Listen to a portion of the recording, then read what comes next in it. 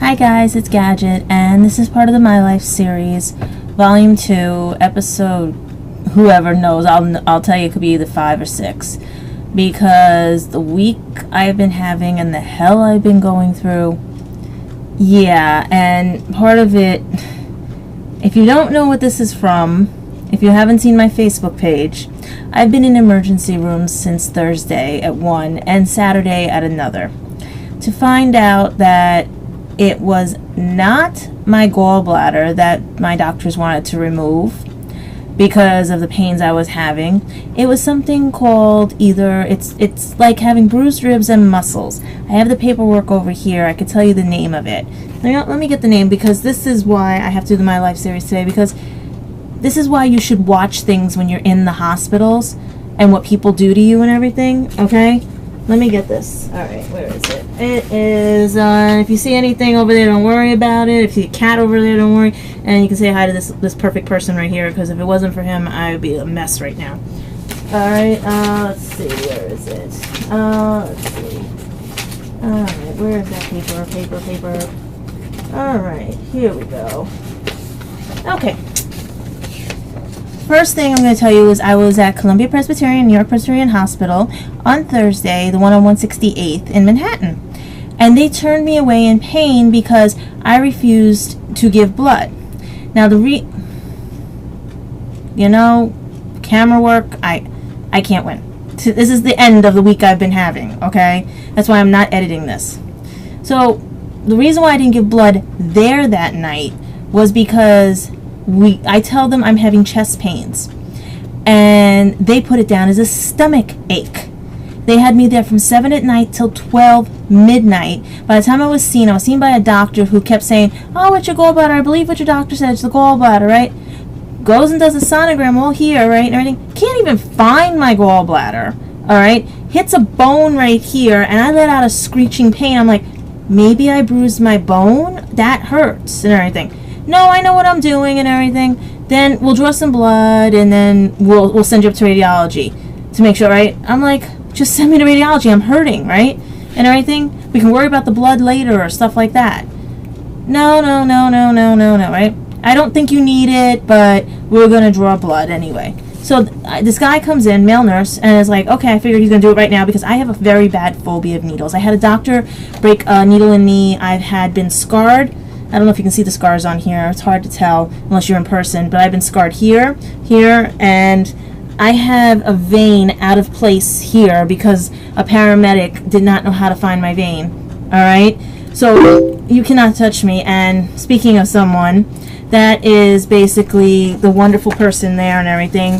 So I'm sitting here, like, you know what I mean? I'm going like, okay, love, and everything, because if it wasn't for him keeping me calm during everything, you know what I mean? I could not, you know what I mean? I really couldn't. So basically, I go home in pain based on these doctors and everything from the 168th Street ER. All day Friday, couldn't take it anymore and everything and stuff like that, to the point where on Saturday I literally said I have to go somewhere else. And my father was working and everything. I had to make him leave work because I love my family. Mother's bitching me out, and sister is like, no, they wouldn't tell you that at that hospital and everything and stuff. So the hospital I went to was White Plains ER. Everyone said it was perfect. Oh, and it was beautiful. It had literally basically everything, you name it. I had a TV in my ER room. I didn't have to wait outside. I went right to, you know what I mean, and stuff like that. And I literally was like shocked as anything. And I'm sorry, I had to look at something there and everything because I want to make sure his thing went through. Everything was fine until they had to do. Now the girl they had was really good taking the blood and everything. That's why, as you can see, I got this. And they even had a nice gentleman who held my hand while I was doing it, because my father forget that, right, and everything. So basically, she was really told me I had childlike small veins. No wonder I had problems getting my blood drawn, because they were using these big needles, and all she had to do was use this little needle. Okay, and I'm trying not to sneeze at you guys. I'm so sorry because of everything. Everything went fine until I get this doctor. Really nice doctor. He found out what was wrong with me, but he couldn't understand how bad my allergies were. Why can't you take this? Why not this? I'm right, you're wrong. Don't do that to me. I was a biopsychologist before I went to media. I studied everything and I research everything because I know what has side effects and everything, what I know I can tolerate based on everything. I can't have Augmentin because of the dose of it because it's too high, but I can have penicillin and amoxicillin. All right, I can't have Biaxin. I can't. So all this stuff, right, and everything. So finally, they go to send me upstairs to do a pulmonary test to make sure I didn't have a clot in my lung. What is this moron of a doctor who was an Indian doctor? He's pushing this mask on my face, and I'm like, I can't breathe. There's no air coming out. And I hyperventilate because there's no air. I'm only breathing in my own CO2. So I get back down to the ER. The head nurse, charge nurse, everything, right? What did they do? They get a girl that's named Frankie from Psych. I knew she was from Psych the way she was acting and stuff, right, and everything, and all that. They give me a drug called Ativan. Okay? They're saying it's supposed to relax my lungs to open up so it'll be easier for me to breathe in the 100% oxygen. Wrong! This medicine is to treat anxiety disorder, insomnia, panic attacks, and alcohol withdrawal. Okay? I went in for chest pains. I come downstairs because the guy made me stop breathing. Okay? I don't know what he told up there and everything, but he was so rushed and paranoid that no outside air got into that mask that I could not, see, told you, this is the way my week's been going and everything and stuff. I could not breathe. So I didn't know. I thought this was just open my lungs. I didn't find out till today. And today is August 25th, okay? That this is what this medicine does, okay? This is a medicine to shut people up. All right? And everyone's telling me, oh no, they give these medicines for other things. No, no, no, no. This is actually causes problems with your lungs and everything. All right? I was dizzy. I was nauseous. And you know what also side effects on this are? Suicidal tendencies. Okay? Also, drowsiness, loss of coordination. I could have tripped. I have a balance problem. All right? Just so they could put a mask on me that wasn't working. Okay? They didn't want to listen to me. Okay? That's where I'm pissed about and everything and all that. So, the final diagnosis was that I have something called, where is it? Costochondritis. It's Costochondritis. It causes pain in the cartilage and the joints connecting your ribs to your sternum, your breastbone. That's where all my pain is. Okay? It's the bendable tissue. It's also in your knees and everything. And I'm wondering, hello, I've been having problems with my knees, okay? It goes from your ribs and your rib bones to your sternum, your spine. It can also affect the lungs and the heart. That's why they have to check for pulmonary and everything. But don't give me a medicine. I wasn't anxious or anything. I was pissed off and could not breathe because there was no air coming into that mask and everything. So I'm shouting out Columbia Presbyterian Hospital, New York, at 168th Street for the way they treat because they overworked their staff. And I'm shouting out White Plains Hospital for after the treatment that they lied to me about because they were telling me it was to open up my lungs, not to sedate me.